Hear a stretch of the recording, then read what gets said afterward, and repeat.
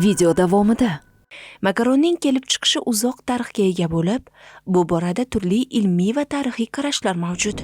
Zamonaviy texnologiyalar yordamida uning sifati va xilma-xilligi yanada ortgan. Makaronning foydali tomonlaridan yana biri shundaki, Xitoyda esa makaronning nudel turi o'ziga xos o'rin egallagan bo'lib, ortiqcha qaynatilgan makaron o'zining foydali xususiyatlarini yo'qotishi mumkin. To'g'ri tayyorlangan makaron organizmga zarar yetkazmaydi. Kimlar iste'mol qilishi taqiqlangan? kanalimizga obuna bo'ling. Makaron, ya'ni pasta, bugungi kunda dunyo miqyosida eng keng tarqalgan va kundalik iste'molda muhim o'rin tutadigan oziq-ovqat mahsulotlaridan biridir. U o'zining qulayligi, tez tayyorlanishi va turli xil taomlarga moslashuvchanligi bilan ajralib turadi. Insonlar turmush tarzining jadallashuvi natijasida tez tayyorlanadigan, lekin doimiy mahsulotlarga ehtiyoj ortib bormoqda. Makaron aynan shunday mahsulotlar qatoriga kiradi.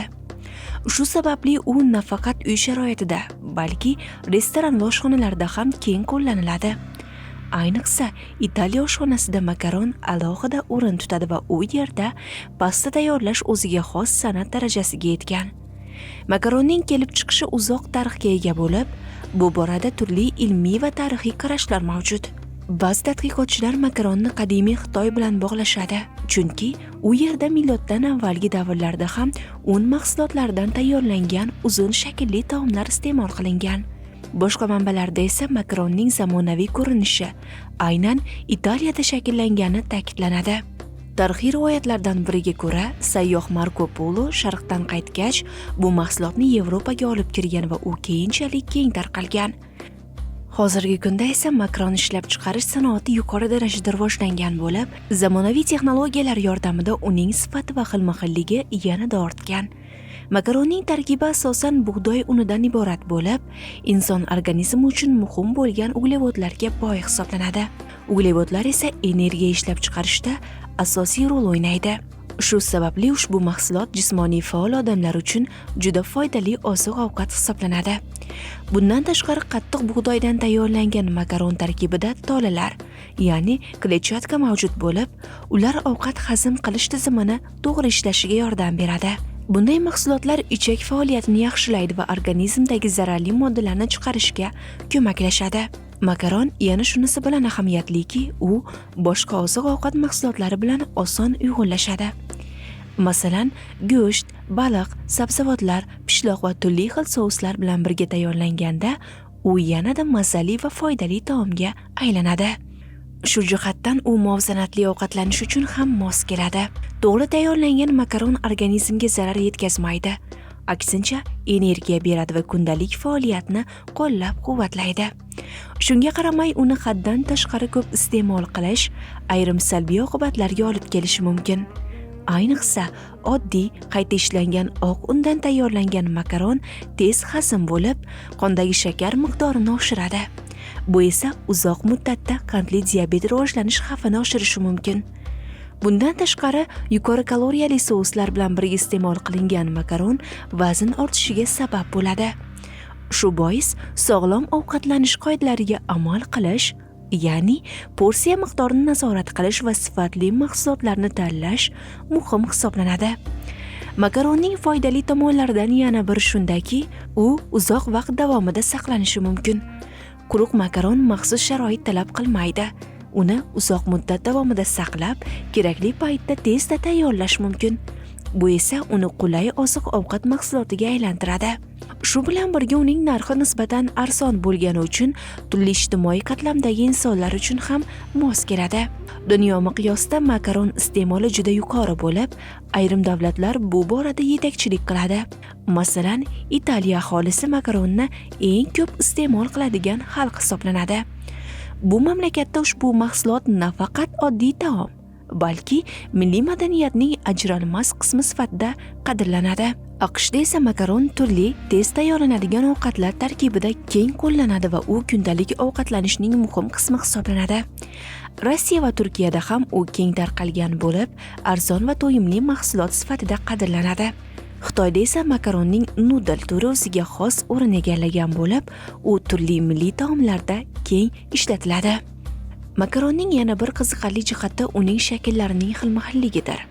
Bugungi kunda dunyoda yuzlab makaron turlari mavjud bo'lib, ular nafaqat tashqi ko'rinishi, balki ishlatilishiga qarab ham farqlanadi.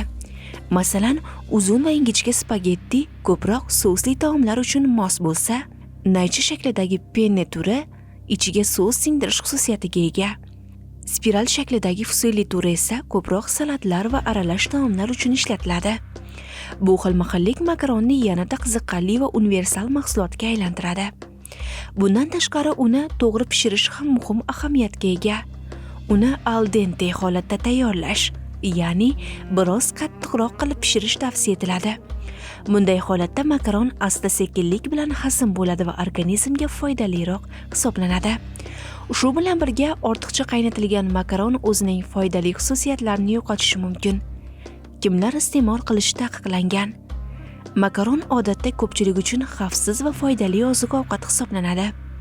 Biroq ayrim holatlarda uni iste'mol qilish cheklanishi yoki umuman tavsiya etilmasligi mumkin. Avvalo, qandli diabet bilan og'rigan insonlar makaronni juda ehtiyotkorlik bilan tanovul qilishlari kerak.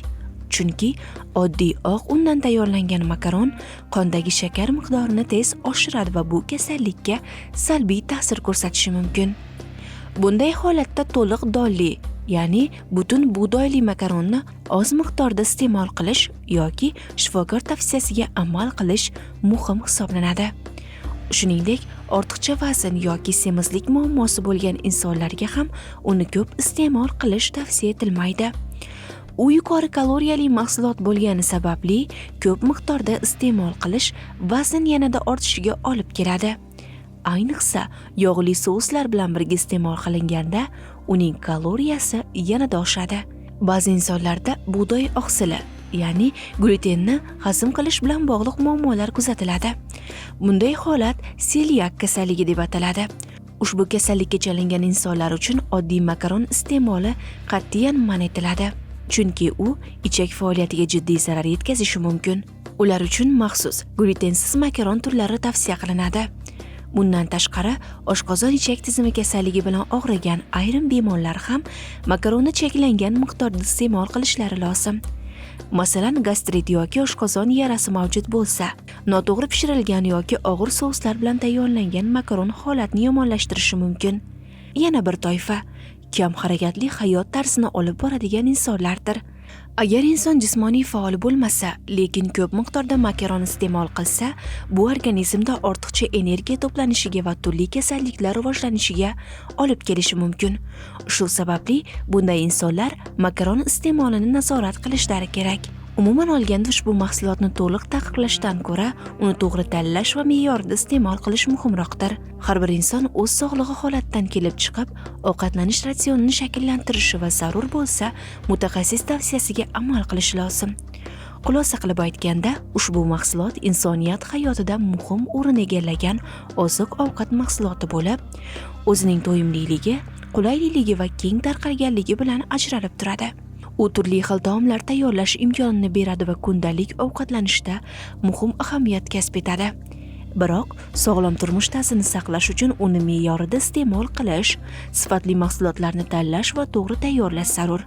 Shu tarzda makaron nafaqat mazali, balki foydali oziq-ovqat manbai bo'lib xizmat qiladi.